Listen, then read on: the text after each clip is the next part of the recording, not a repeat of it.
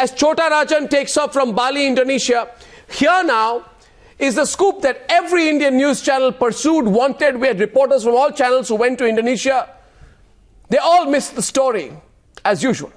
Ladies and gentlemen, for the first time on Indian television, here Chota Rajan in a detailed interview, 7 minutes, 23 questions, a scoop that Vivek Narayan of Times Now has got, the Chota Rajan interview that India has waited to hear for 23 years. Here it is. From day one of Chota Rajan's captivity, the intention was clear. Get an interview with him and show Times Now viewers what exactly the Don has to say in his defense. Well, he's been on and off trying to get in touch with me through intermediaries. Nothing happened. Once I even went to the prison center at midnight at 1 o'clock. He saw me and he wasn't sure of my identity. He perhaps mistook me as one of Dawood's boys and ran away. Well, later, 3 days later, actually, I got a message from the intermediary. He said that he wants to meet me at a position.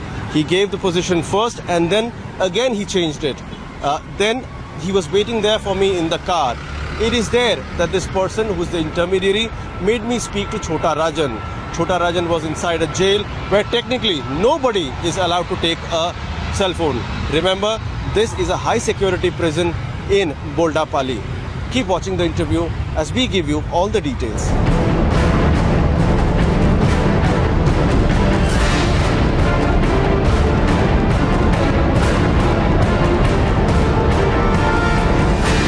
We are now joined by Mr. Chota Rajan, the person who is inside the high security detention center in Bali. Mr. Rajan, मैं विवेक नारायण बोल रहा हूँ times now news channel से. ये बता सकते हैं कैसे हैं आपकी सेहत, क्या हो रहा है वहाँ पे? ठीक है, क्या हो रहा है, आप क्या चाहते हैं अभी? मैं भारत जाना चाहता हूँ. ठीक है, आपका ये बताएंगे कि आपका अरेस्ट हुआ था कि आप सरेंडर कर रहे हैं? अरेस्ट हुआ है आपका. अच्छा, और आप ये बताएं कि आप हिंदुस्तान, आपने कहा कि आप मुंबई नहीं जाना चाहते हैं. इस क्यों क्या कहा आपने कि मुंबई नहीं जाना चाहता? कहा मैं मुंबई नहीं जाना चाहता हूँ. मैंने ये कहा कि वहाँ से कुछ है जो मेरे साथ उसके लिए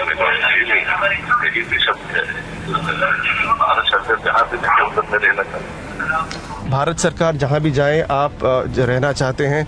अब ये बताएं कि आपको खतरा. मैं भारत सरकार से जो पिछले 22 साल से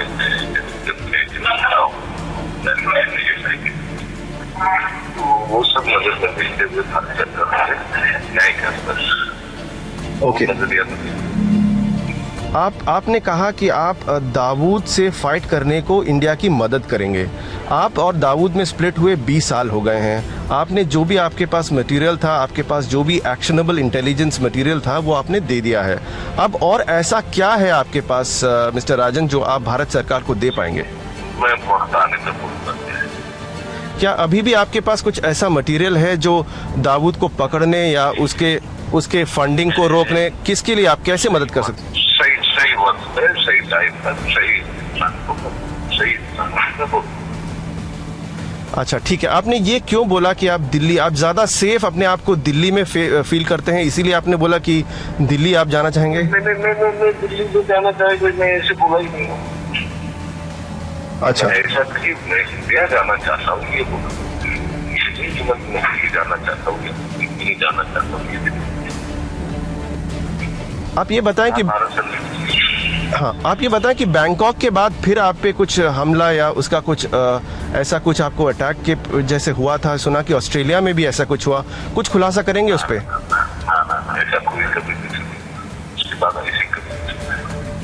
नहीं, हमने सुना है कि ऑस्ट्रेलिया में भी कुछ ऐसे दाऊद के लोग थे जो आपको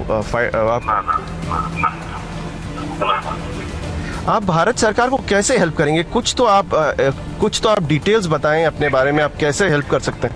बोल सकता हूँ मैं, सही बोलती हूँ. तब तक क्या लड़ूंगा, अंदर हो बाहर हो, हमारे देश के पास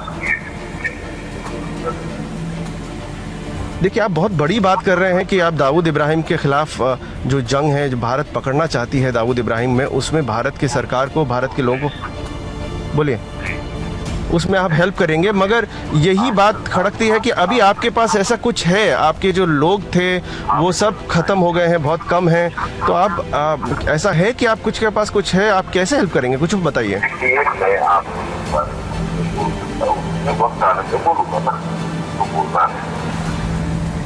मेन इम्पॉर्टेंट चीज़ ये थी कि ऐसे कुछ एलिमेंट्स हैं सरकार में जो शायद लोग हैं जो आपको हेल्प कर रहे हैं, या फिर आप सर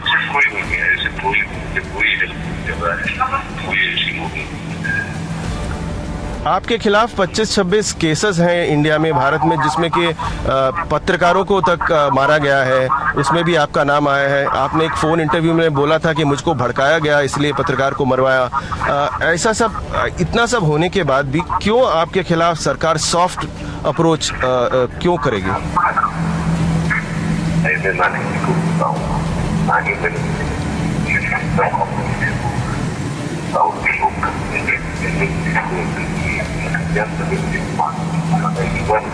जो लोग हैं जिन्होंने किया था आज तक उनको कभी देखा। राजन जी, थोड़ा ऊंचा बोलेंगे, हमको थोड़ा कम सुनाई दे रहा है आपकी आवाज़, थोड़ा सा ऊंचा बोलेंगे। क्या आप कह रहे हैं कि जो भी मर्डर्स हुए हैं इनमें आपका हाथ नहीं है?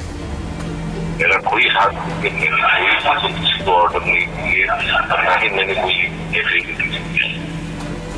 ये जो जे डे पत्रकार थे, उन लोगों को सब किसने मारा है? भाई उन्होंने भी मारा, उनको मैं पर्सनली दिखा भी नहीं, 21 साल से इंडिया में नहीं। तो पिछले 21 साल में आपकी एक्टिविटी क्या रही है? आपको लगा कि जहाँ कहीं आप थे तो आपको दाऊद के लोग आपको ट्रेस कर रहे थे, आपको ऐसा लगा कि जहाँ भी जाए आप, चाहे ईरान में हो, चाहे साउथ अफ्रीका में हो, चाहे ऑस्ट्रेलिया में हो, पाकिस्तान की सरकार और पाकिस्तान की एम्बेसी वहाँ पे एक्टिवली दाऊद और दाऊद के लोगों को हेल्प कर रही थी, आपको हट कर लड़ते रहा हूँ ना, उसके आगे लड़ते रहा हूँ, लड़ते रहा, तो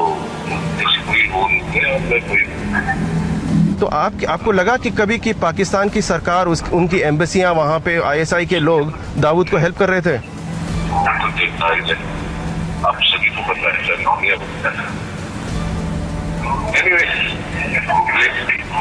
जी, ठीक है। Okay. All right. We know it is not allowed. Thank you for speaking to us, Mr. Rajan. There you saw an exclusive interview with Chhota Rajan, one of India's most wanted criminals. Again and again, he's harping on one point. He says, I am the only person who can lead you onto Dawood Ibrahim, India's most wanted terrorist. One thing should be realized, that there are multiple times when actually Chhota Rajan has helped Indian intelligence agencies to grab Dawood's men, whether it be physically finishing them off or giving actionable inputs to the Indian agencies. So it's a toss between a bad criminal and a worst terrorist for Government of India. It is important that government also protects an asset like Chhota Rajan.